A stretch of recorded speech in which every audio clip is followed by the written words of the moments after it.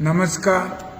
बार्शी तालुक्यातील अतिवृष्टीमुळे बाधित झालेल्या सर्व शेतकरी शेतमजूर बंधू भगिनींना माझी नम्रतेची विनंती आणि आवाहन आहे की त्यांनी या नैसर्गिक संकटाच्या काळात आपलं मनोधैर्य खचू न देता वेगळा कुठला तरी वेडावाकडा विचार करून आत्महत्येसारखा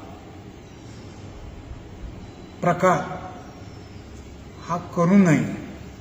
शेवटी आपलं जीवन हे लाख मोलाचं आहे. सर्व तालुक्यात शासनाच्या आदेशाप्रमाणे पंचनामे, नुकसानीचे पंचनामे, कुणाचं घर पडलं असेल तर त्याचे पंचनामे हे तलाठी, कृषी सहाय्यक आणि ग्रामसेवक यांच्या माध्यमातून चालू आहेत.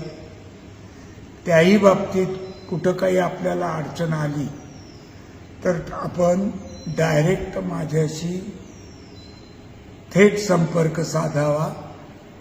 माझा नंबर त्यासाठी मी सगळ्यांसाठी जाहीर करत आहे.